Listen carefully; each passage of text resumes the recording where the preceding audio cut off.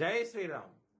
2022 నుంచి 2026 జూన్ వరకు మొత్తం 21 ప్రెడిక్షన్స్ అనేవి ప్రూవ్ అయ్యాయి. అవన్నీ కింద డిస్క్రిప్షన్లో ఇవ్వడం జరుగుతోంది.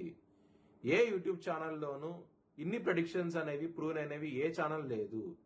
మీరు కనుక నన్ను సంప్రదిస్తే కనుక మీ date of birth, time, place of birth నాకు ఇస్తే కనుక మీ కెరియర్ గురించి, మ్యారేజ్ గురించి, ఫ్యామిలీ గురించి, బిజినెస్ గురించి, హెల్త్ గురించి చెప్పడం జరుగుతుంది. కనుక నన్ను సంప్రదించండి. మేషరాశికి అధిపతి కుజుడు. మేషరాశిలో భరణి 4 పాదాలు, అశ్విని 4 పాదాలు, కృత్తిక 1వ పాదం ఉంటుంది. ఈ నక్షత్రం వాళ్ళందరికి నేను చెప్పే వార ఫలితాలు వర్తిస్తాయి. ఈ వారంలో మేషరాశి వారికి లాభస్థానంలో రాహు యోగిస్తున్నారు, అలాగే సూర్యుడు యోగిస్తున్నారు, 4వ స్థానంలో గురువు యోగిస్తున్నారు, బుధుడు యోగిస్తున్న తృతీయ స్థానంలో, శుక్రుడు 5వ స్థానంలో యోగిస్తున్నారు.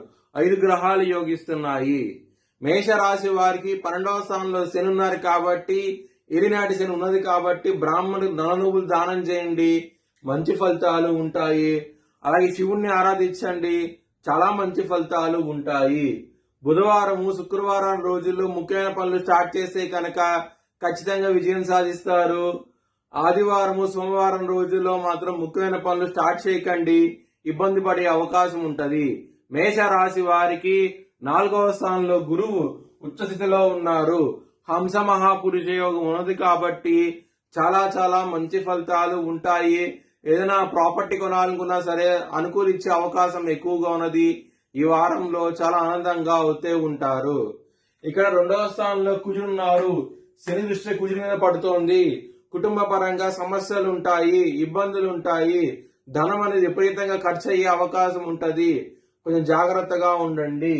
లవర్స్ కి చాలా బాగుంటది. పంచమంలో శుక్రుడు ఉన్నారు కాబట్టి మంచి ఫలితాలు ఉంటాయి. లవర్స్ కి చాలా అనుకూలంగా ఉన్నది. హెల్త్ పరంగా బ్యాడ్ టైం నడుస్తోంది, కొంచెం జాగ్రత్తగా ఉండండి. 6వ స్థానంలో శని ఉన్నారు కాబట్టి, 6వ స్థానం మీద దృష్టి ఉన్నది కాబట్టి ఇబ్బందులు అవుతే ఉంటాయి. 6వ స్థానం అంటే రుణ, రోగ, శత్రుస్థానం అన్నమాట. ఆ స్థానంలో శని దృష్టి ఉన్నప్పుడు సమస్యలు ఉంటాయి. ఆరోగ్య పరంగా, శత్రువుల పరంగా ఇబ్బందులు ఉంటాయి. చాలా జాగ్రత్తగా అవుతే ఉండండి. హనుమాన్ చాలీసా, నారాయణ కవచం చదువుకుంటే కనుక ఆరోగ్య పరంగా, శత్రువుల పరంగా సమస్యల నుంచి దాటి మంచి ఫలితాలు చూస్తారు. మ్యారేజ్ పరంగా చాలా బాగుంటది. సప్తమాధిపతి అయిన శుక్రుడు 5వ భావంలో ఉన్నారు, బాగుంటది. బిజినెస్ పరంగా చాలా బాగుంటది. పెట్టుబడిని ఎక్కువ పెట్టండి, మంచి లాభాలు చూస్తారు. వృత్తి పరంగా బ్యాడ్ టైం నడుస్తోంది. ఎందుకంటే దశమాధిపతి అయిన శని వ్యయ స్థానంలో ఉన్నారు. సమస్యలు అవుతే ఉంటాయి. చాలా జాగ్రత్తగా ఉండండి. మీ వ్యక్తిగత జాతకంలో కనుక దశలు, అంతర్దశలు యోగించకుండా ఉంటే కనుక ఇంకా ఇబ్బందులు పడతారు. శనికి హోమం చేయించుకుంటే కనుక మంచి ఫలితాలు ఉంటాయి.